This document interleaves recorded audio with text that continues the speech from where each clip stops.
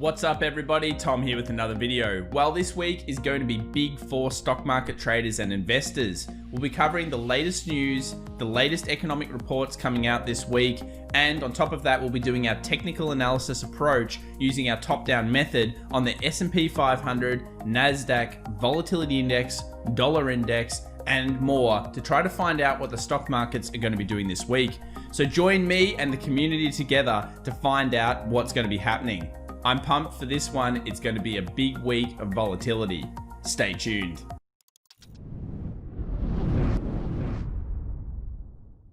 So the best place that we can get started is by talking about the heat maps of what's been happening over the last week to try to get an idea of what's going to be happening in the future on the stock markets. We do this together as a community every week, and if you haven't already, consider subscribing and of course hitting that alert button if you like the content in this video. So overall, last week was very interesting. FANG stocks were the most interesting to me. We saw Microsoft, Apple, and Amazon not necessarily doing that well, but Google and Facebook were the standout plays. And we've been talking about how they're often lagging the other one's moves. So we saw Microsoft, Apple, and Amazon have nice moves. Google and Facebook were stagnant, and then they started moving up. It also coincided with the news coming out that was all negative towards Google and Facebook. And guess what? They both went up. This just proves again, follow the price action, follow what you see, don't follow what you read. And I think that's one of the biggest takeaways in my trading career and investing career that is really a big thing about what the retail community does as a whole.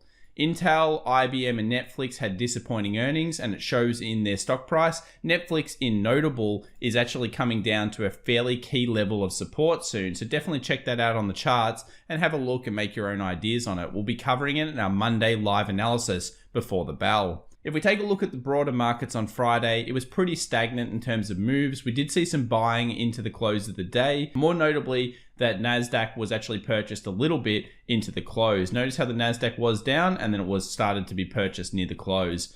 Nothing much to note there, but when we look at the sectors, again, energy and technology has been the weakest sectors over the last couple of weeks. And when we look at the last month, it becomes even more clear. Utilities, notably the best sector rotation to be in over the last month, but something happened between October 9th and 13th, and I have a hunch it's to do with the US election. And overall, we've seen technology getting bashed a little bit since then. Not a strong performance for tech, and it has been the number one standout throughout this entire crisis. Energy continues to be the weaker sector, but does have some accumulation opportunities down the bottom if you believe that we're going to see things like a vaccine and other stuff soon. Remember, the energy sector will rebound if we get things faster than expected in quality stocks.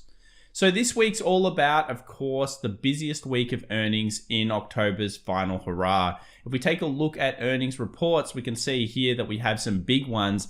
Alphabet after the close on Monday. Obviously got AMD now, Microsoft. We've got Apple, Amazon in the later end of the week, and heaps of other companies. This is very, very key for the market sentiment. Remember, Amazon, Apple, all the FANG stocks, those ones do drive a lot of sentiment in the markets, and you may see some very nice breaks of resistance or support to give opportunity for you as an investor. There could be some big explosive volatility coming through ahead of the US election.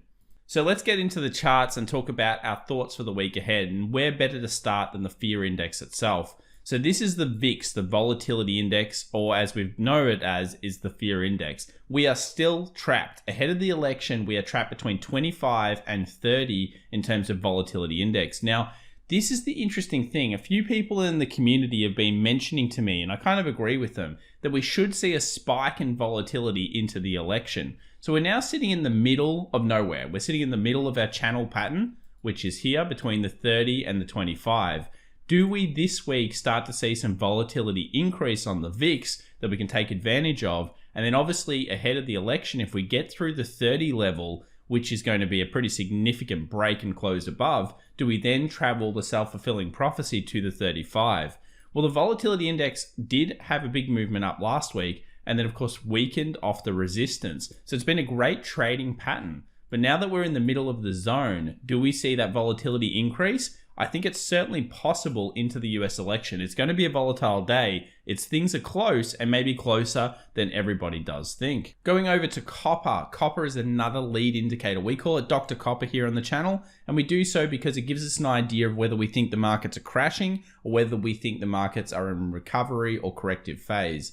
So at this point, copper has been moving up quite strongly. We got a very clear close above the 3.11 last week, and we've come back down and we're testing that level. We mentioned this 50 exponential moving average in our last video. We talked about this resistance becoming support, and at this stage, copper is telling us that the market wants to move up, at least for the next little while. Copper is strong. Usually it does this before the market moves up. If we think about dollar index as well, dollar index or the US dollar usually rises if the stock market is going to fall. In this case, we've had a weakening dollar through the stimulus talks over the last week, and it's come back to the 93 and 92.80 zones and found some resistance. So we had a little bit of resistance at the 92.80, and then we had more resistance at the 93 with selling pressure coming back into the US dollar. And now that it's under this 92 or around this 92.80 zone, we do expect probably some further weakness for the dollar this week. For the bull case, above 93, we'll be making a new peak.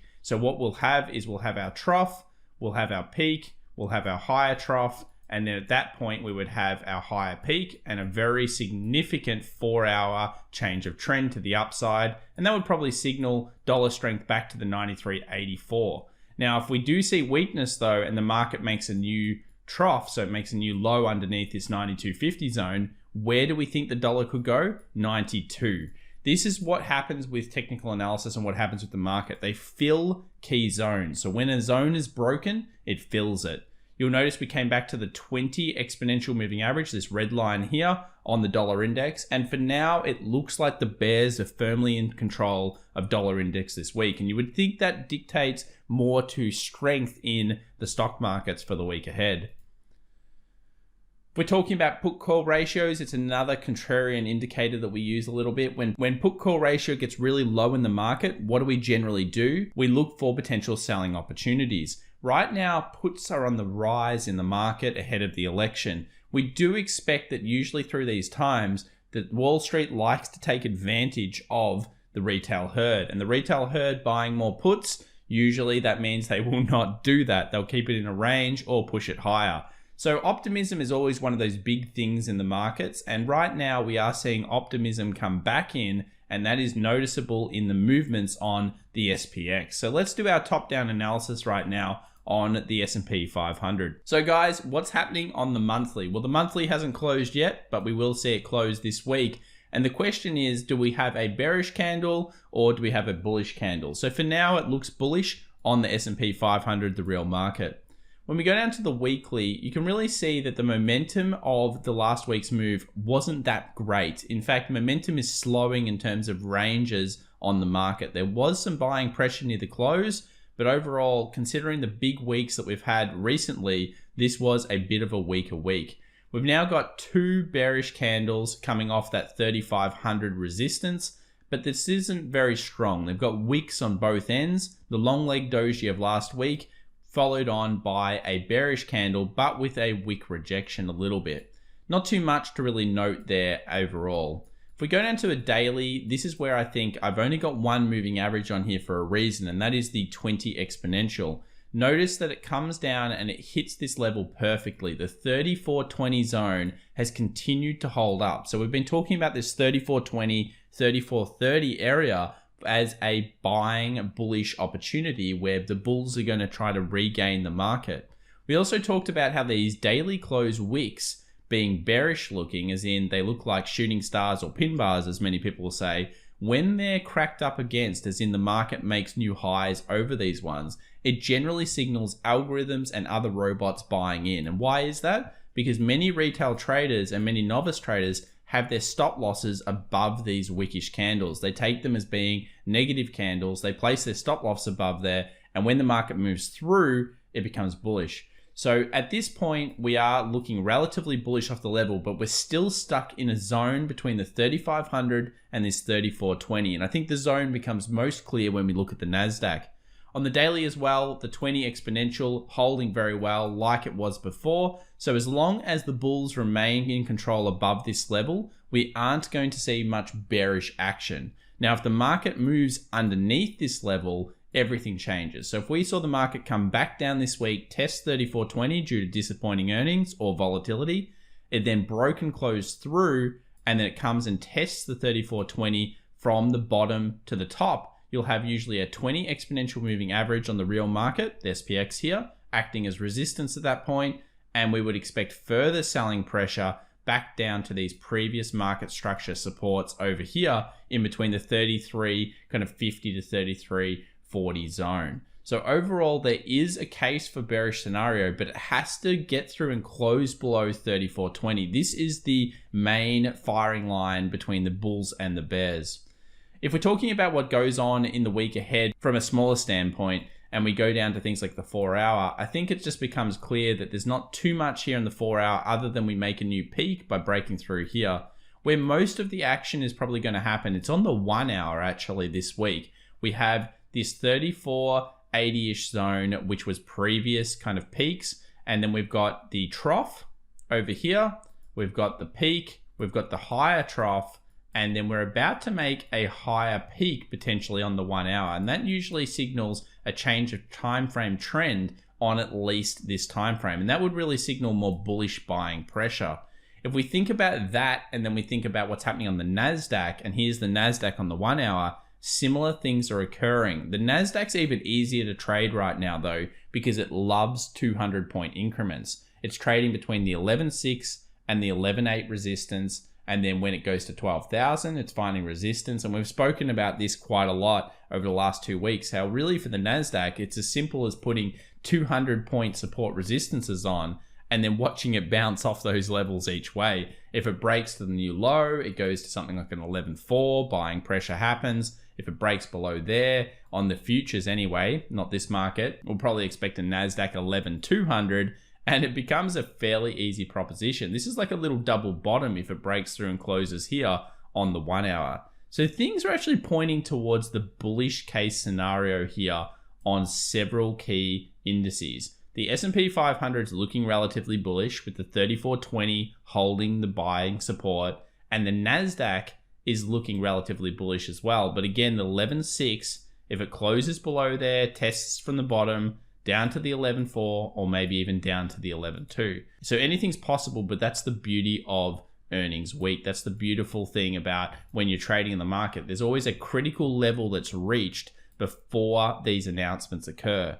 So you can see the market's becoming more coiled here on the 4 hour of the Nasdaq. If we look at the weekly overall, it was relatively bearish last week. We had that rejection candle followed by a nice bearish candle here.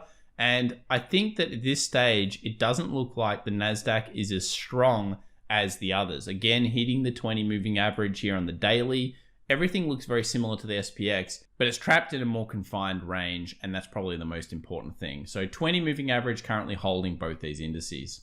If we think about the Russell 2000, the Russell 2000 has been doing better than normal. We talked about how it would probably find some form of buying pressure here last week. It did. And this has been the outperformance index. The Russell 2000 has been doing very, very well recently, and it's almost back to pre-crisis highs. So we're almost hitting that 17,000 again, and it looks relatively strong right now. The Dow, very similar to other indices, not really showing us too much other than it's finding support around the daily 20 moving average again, and this is the key level or key battleground between the bulls and the bears. I'd be using the Nasdaq and the S&P 500 more as my guide here because I think the Dow's not giving us a strong signal either way. On to some other things for this week. If we're looking at US oil, WTI, we are still in that trapped channel between the 41 kind of 37.40 zone and the 36.81. This is important because if we do see a breakout in oil either way, it'll be strong for energy stocks, or weak, of course, for energy stocks, but we get that self-fulfilling prophecy of a very nice channel formation. So remember, have alerts on things like this. It's always worthwhile land mining these ideas.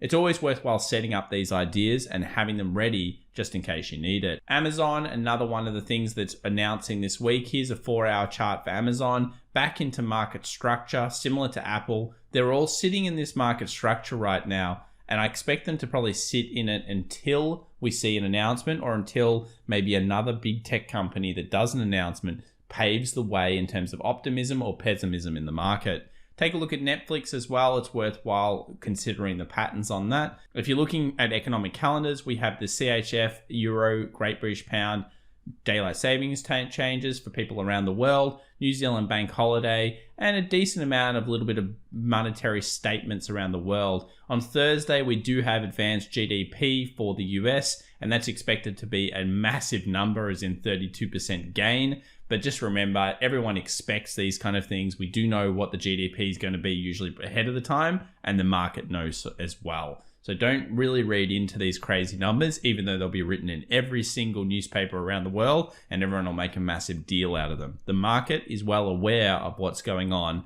before these numbers come out. So if you enjoyed this video, please remember to subscribe, and of course hit that alert button. Give us a big thumbs up in the video, it does help us out, and join us for Live Market Open on Monday Bell. We'll be doing some live analysis on all of the stocks for the week ahead, also indices coming into the American Open, and overall just anything else that interests us in the markets. It's always a great time, and it's great to have you, the community, there. Speak to you soon. Bye for now.